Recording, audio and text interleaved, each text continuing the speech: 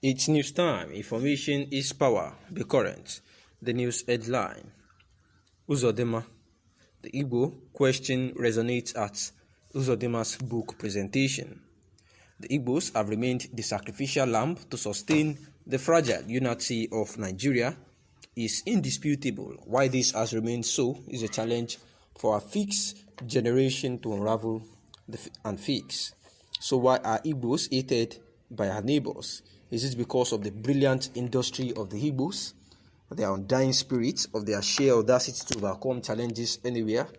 The above are excerpts from a book called Reflections on the Igbo Question, written by Imo State Governor Hope Uzodima, who happens to be the Imo State Governor, and presented to the public on Saturday, December 11th, 2021. So, for the 18th time, the place of the Igbo in Nigeria resonated, but this time at the behest of Governor Uzodima, whose birthday on Sunday, December 12th, the high point of the moderate celebration, which was Governor's presentation of his 206-page book, which captures Uzodima's speeches over the years, even when he became governor, was done at the Imo Isis Palace at Mbari. Expectedly, the event attracted the creme de la creme of Nigeria. The former Chief of Staff, General Azuki Ihejirika, retired, was the chairman of the book presentation, and it was yet another opportunity to interrogate the place of the Igbo in the Nigerian project. At the event were lots of dignitaries, including the President General of the Ohanaeze Ndigbo, and also the former governor of Imo State, Chief Ikedi Ohaikim, Prince Charles Amadi, who was the book launcher, and former deputy governor of Imo State, Douglas Akolonu, and also Ken Inaman, who happens to be the former Senate president. Among others, Chapter 1 of the compendium, Ndigbo and Project Nigeria, speaks to the core issue and comes as an admonition. Thus, rather than dissipate our energy clamoring for separatism, Igbo should see the opportunities offered by a vast Nigerian land space to cut a niche for themselves as a technological bedrock of the nation, rule Nigeria from there without firing a shot, even a knockout, and that is if our political leaders are equal to the task. My beloved brethren, my proposition is simple, that we need Nigeria, we need a vast land space to accommodate our ever-mobile spirit, we need her for our commerce and industry, but above all, we need her as a base to vent our God-given talent, dominate scientific interventions. In his thank you address, Governor Uzodima, who was full of joy for the galaxy of personages from across the length and breadth of the country, said that over the years, leaders worth their salt had, through literary discourses, contributed to the shaping of the societies, and they had the privilege to lead. For such leaders, he said that leadership offers an opportunity to clinically appraise firsthand the challenges facing their environment. He, however, said that the robust democracies people enjoy today in the more developed countries were shaped partly by the thoughts of great leaders in those countries. He further said that in the challenge of the present generation is to insist on their inalienable birthright as citizens of Nigeria, claiming that as equal partners, this he said was the rationale for the book, observing that it was thrown in his own modest contribution on how the Igbo can overcome the existential challenges facing them in the project of the Nigerian today. The governor said that the book essentially put together his thoughts on Igbo questions as expressed at different fora spanning over 8 years. His word says that one thing stands clear here, and it is the consistency of my view on the subject matter which were expressed before I became the governor of Imo State. These views can be aptly summarized in 2 themes, to wit, Igbos have not had a fair deal from Nigerian projects since the end of civil war. They have continued to cry to high heavens over the sordid dilemma that they face in their own country.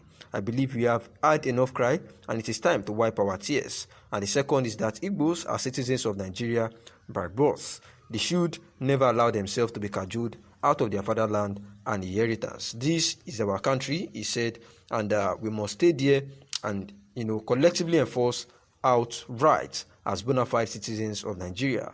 Uzodima therefore identified the crux of the existential challenge of the Ndigbo in Nigeria as the urgent need for self-discovery as a people and as a resilient, tenacious, and enterprising people that God, in His wisdom, had actually made the Igbo people to be.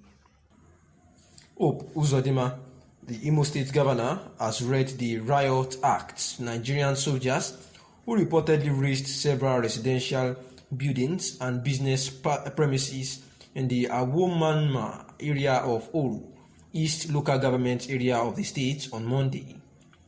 The soldiers allegedly razed the community in retaliation for the killing of their colleague by yet to be identified residents of the area. While condemning the gruesome killing of the soldier on one hand, Governor Uzodinma on the other hand decried the wanton destruction of residential and business properties of innocent residents of the community. Certainly, this soldier, who was on a legitimate duty to ensure free flow of traffic and to protect lives and property on Monday, November 22, did not deserve to die such a gruesome death. The governor said in a statement issued by the Imo State Commissioner for Information and Strategy, Declan Emelumba.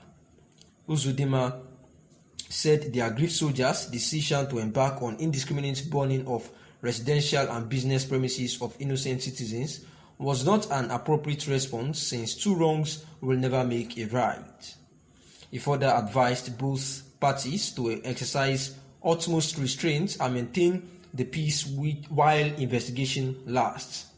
He said security agencies must always show professionalism by abiding by the rules of engagement while discharging their duties. The governor condoled with the family of the slain soldiers and sympathized with victims of the crisis, assuring that the state government will look into the losses from now henceforth. Governor Hope Uzodinma is serving out his first term in office and is likely to seek re-election in 2023. After all, most governors in Nigeria usually contest for second term in office after serving their first term.